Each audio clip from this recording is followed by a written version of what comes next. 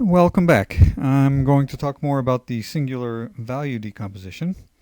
This is a pretty subtle thing, so you might want to spend a little bit of extra time with this video to get some of the concepts. So remember last time we talked about the fact if you have any m by n matrix, it can be factored into the singular value decomposition Q d R transpose, where Q is m by n and R is n by n, and these are both orthogonal. And D is, so to speak, diagonal, which is to say it's as diagonal as a non-square matrix can be. It looks like this.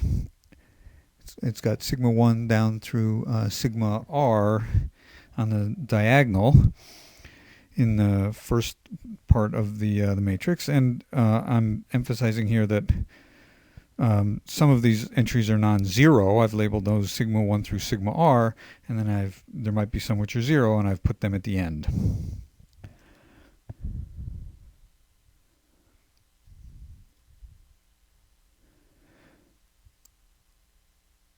Just a comment on notation here. The book and other places use U sigma V transpose instead of Q dr transpose, but I'm going to stick with Q dr transpose. Okay, so there are a couple basic facts about this. The first thing is that to find it, you compute AA transpose and A transpose A, and these are two different size matrices typically, but they have the same eigenvalues, and they're all greater than or equal to 0. And you take the matrix D to be the diagonal matrix with the square roots of the eigenvalues down the diagonal. And again, the diagonal in the sense on the previous slide. All right, now AA transpose is an m by m matrix. So it has some eigenvectors, and I'm going to label them V1 through VR. Those are the ones with the eigenvalues lambda 1 through lambda r. And then the ones at the end have eigenvalue 0. And similarly, A transpose A, which is n by n, has R eigenvectors W1 through WR with the lambdas, and then the ones at the end have zeros. And of course, these are different size vectors, so they don't really have anything directly to do with each other, the V's and the W's. But there are the same number of VI's and WI's with non-zero eigenvalue.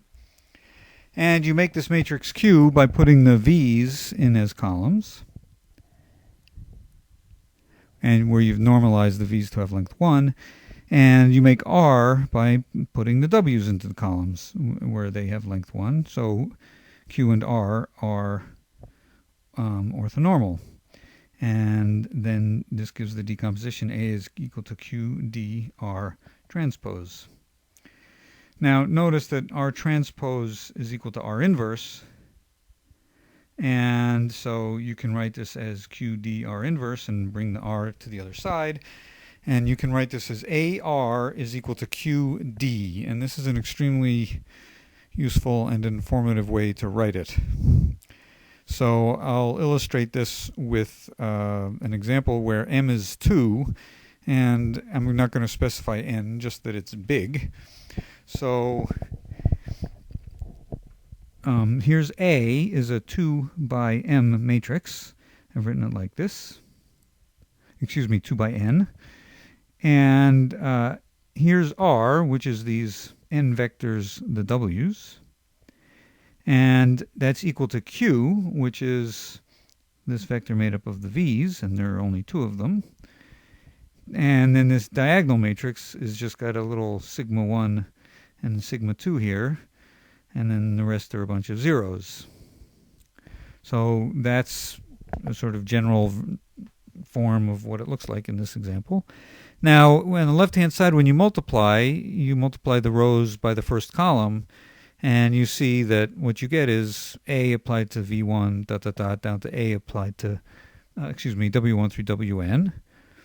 And on the other side, when you multiply on the right by these sigmas, you see that what you get is sigma 1 times V1, sigma 2 times V2, and then a bunch of zeros.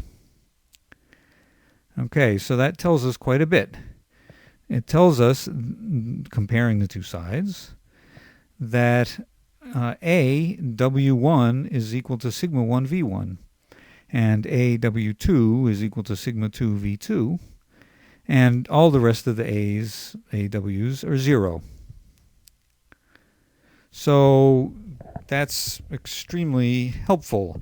What that says is that V1 and V2 make up the range of A, because that's the vectors that you hit here. The range of A is spanned by V1 and V2. And on the other hand, it says that the null space of A is spanned by the W's, W1 through Wn. Excuse me, W3 through Wn. So we've specified the range of A and the null space of A. Now, one small caveat here. I'm kind of assuming that both sigma 1 and sigma 2 are non-zero here. If, for example, if sigma 2 was 0, then you just have the range being V1. But okay. So let's write this out again. AR is equal to QD. And so I'm writing it now in general, this M by N A, and here's R, which is N by N, is equal to Q, which is M by M, times D, which looks like this. And I've put R non-zero values and then some 0 values. And as you see in the previous example, you conclude the following.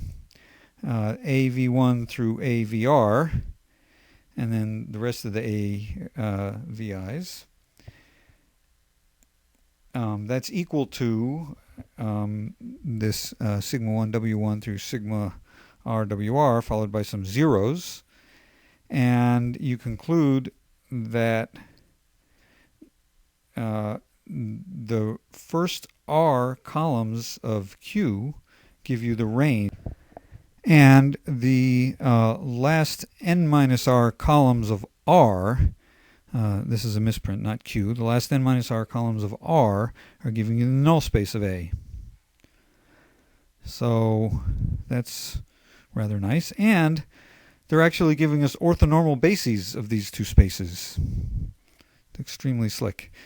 And by symmetry, you get a similar statement about the range of A transpose and the null space of A transpose. And again, I have the same misprint here. One of these should be R and one should be Q. And again, we're getting orthonormal bases of these spaces. Okay, it's time for a picture to illustrate these things. So this is back to the 4 fundamental subspaces picture. We have a map from Rn to Rm. And we have A transpose going back the other way. And I like to draw this picture. I've done this a few times where you draw the range of A transpose over here and the image of the range of A over here, and these are the same size, the same dimension. So I've drawn the boxes the same size. And then over here, we also have the null space of A. And on the other side, we have the null space of A transpose, and those don't necessarily have the same size, so I've indicated that here. Their size n minus R and m minus R, where R is the rank. And we can draw arrows to illustrate what A does. A takes the null space of A to 0, and A transpose takes the null space on the other side to 0. And then A and A transpose go back and forth between these two boxes of the same size. So, in effect, if you restrict A and A transpose to these subspaces, you're getting invertible maps going both ways. And this space has a basis V1 through VR, and this space has a basis W1 through WR. And you have this beautiful fact that AVI is sigma I WI. That's exactly how A is acting on these spaces, where the V's and the W's are the ones handed to you by the decomposition.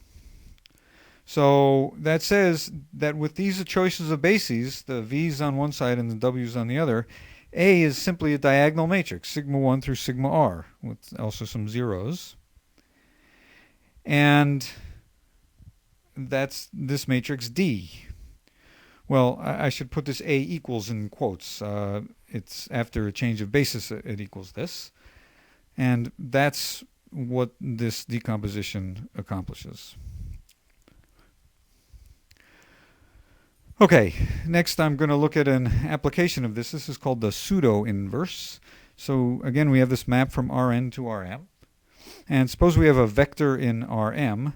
What is A inverse of W supposed to be?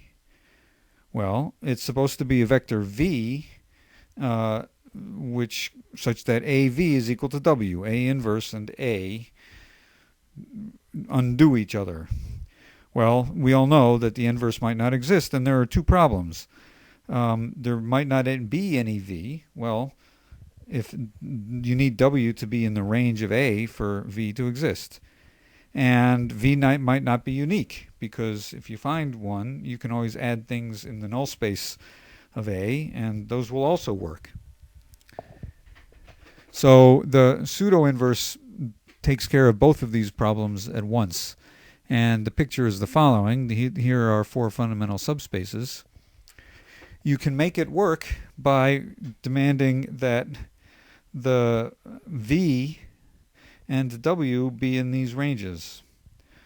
I'm going to ask the condition that W is in the range of A is over here, and I'm going to ask that to make V unique, that it be over here and it not have a component in the null space part.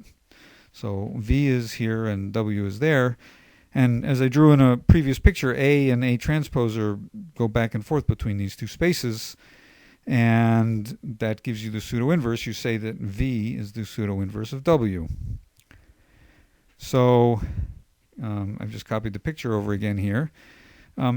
Here's what the pseudo-inverse is, to sort of make this precise and formal. The pseudo-inverse, I'm going to denote it A+.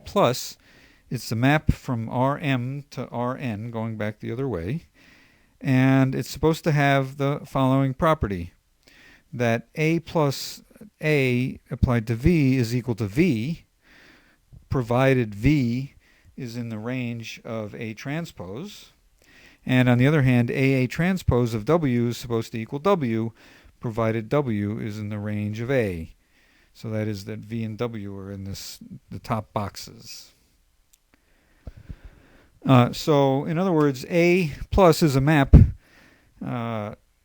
here, and you can draw a picture as follows. When you do A plus followed by A, it takes W to W. And in the other direction, if you do A followed by A plus, it takes V back to V. Okay. How do you find it? Well, the singular value decomposition does it very nicely for you. So to illustrate that, let's look at a special case. Let's suppose that Q and R were both the identity and A was just a diagonal matrix. Well, that's easy.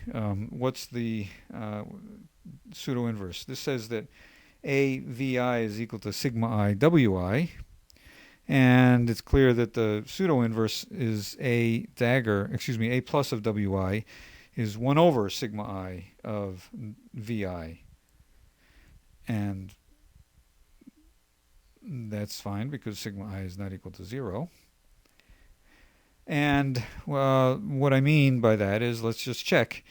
If you apply A to A plus WI, you get A applied to 1 over sigma WI, which is 1 over sigma I times sigma I times WI, and you get back WI. The 1 over sigma I and the sigma I cancel. And in the opposite direction, similarly.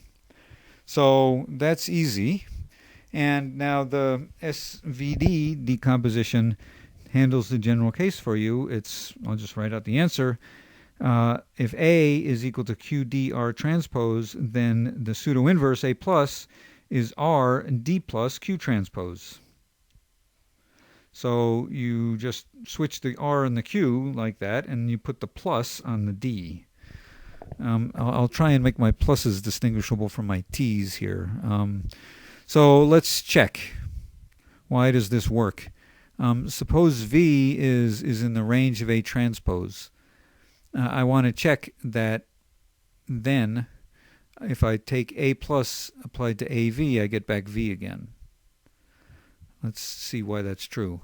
Well, A is QD R transpose, and A plus I said is R D plus Q transpose. And so when you multiply them, you get R D plus Q transpose Q D R transpose. And of course the Q transpose Q in the middle cancels.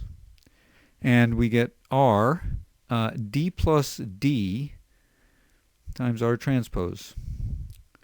Now D plus D is basically the identity.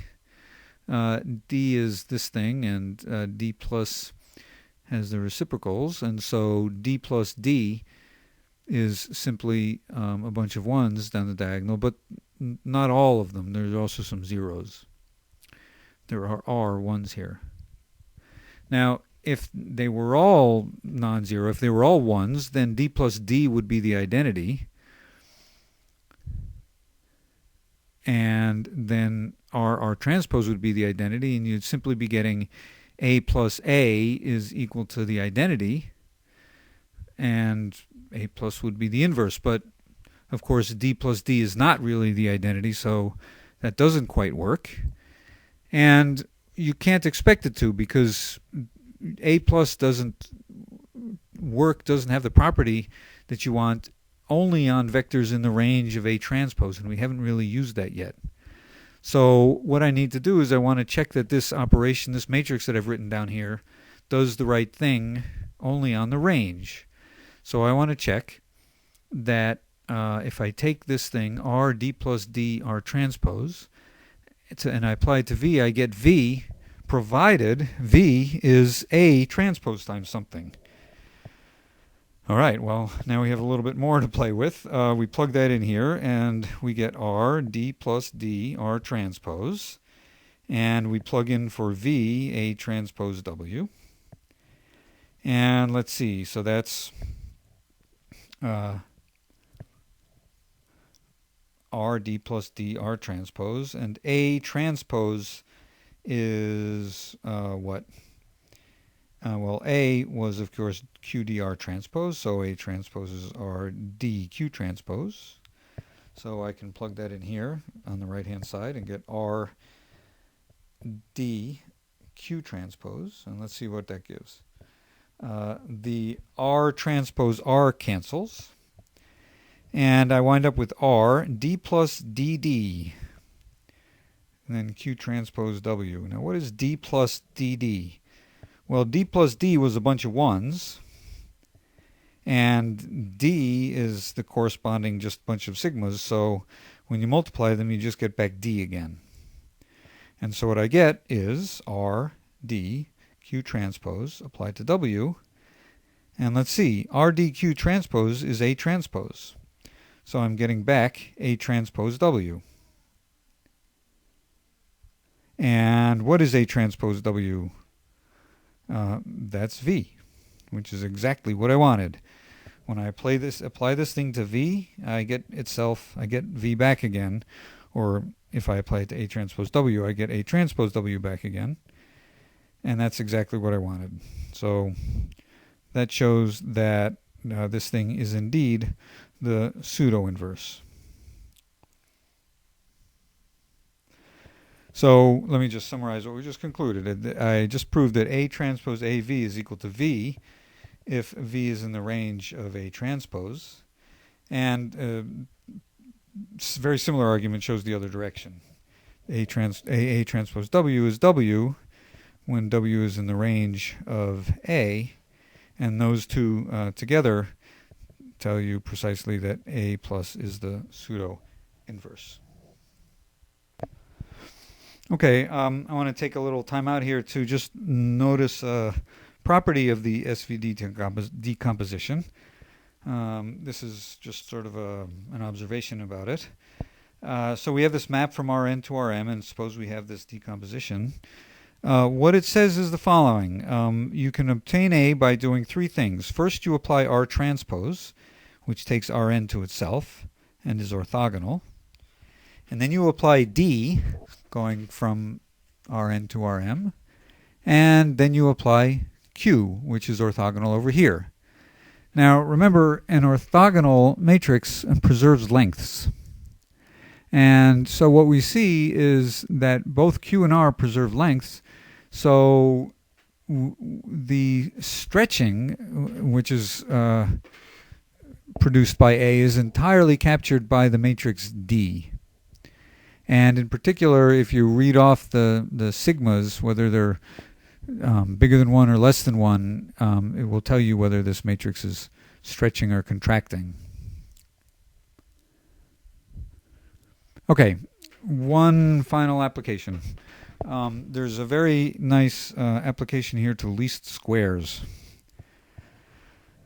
Does anybody remember how least squares work? Let's go back and remind ourselves. We have a map from Rn to Rm. I'm tired of writing that. And we're trying to solve Ax is equal to b, where b is in Rm and x is in Rn. And if I can't solve it, I'm trying to minimize Ax minus b, the length of Ax minus b. And here's that picture again. The way we solved this was the following. What I want is that Ax minus b is in the null space of A transpose. So that is to say, over on the Rn side, I have the range of A and the null space of A transpose. And I can't necessarily arrange that Ax is equal to b, but I can arrange that it's equal to this b1 factor of b. You write b as b1 plus b2, and you arrange that Ax is equal to b1. And then b1 minus b is this b minus b2, which is in the null space of A transpose. Okay, so I'm trying to solve A transpose Ax minus b is equal to 0. Or in other words, I'm trying to solve A transpose Ax is equal to A transpose b.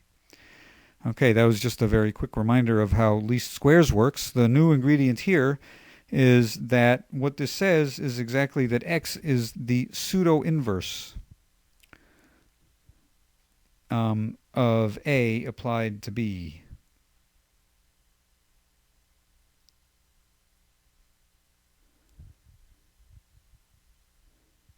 So that is to say, this is this A plus. And if you have the SVD decomposition, that is to say, it's this R D plus Q transpose. And so the solution to the least squares problem is you take x is equal to A plus B, which is to say R D plus Q transpose applied to B. Okay, that's quite a bit for today. It's a good place to stop. I will see you in class.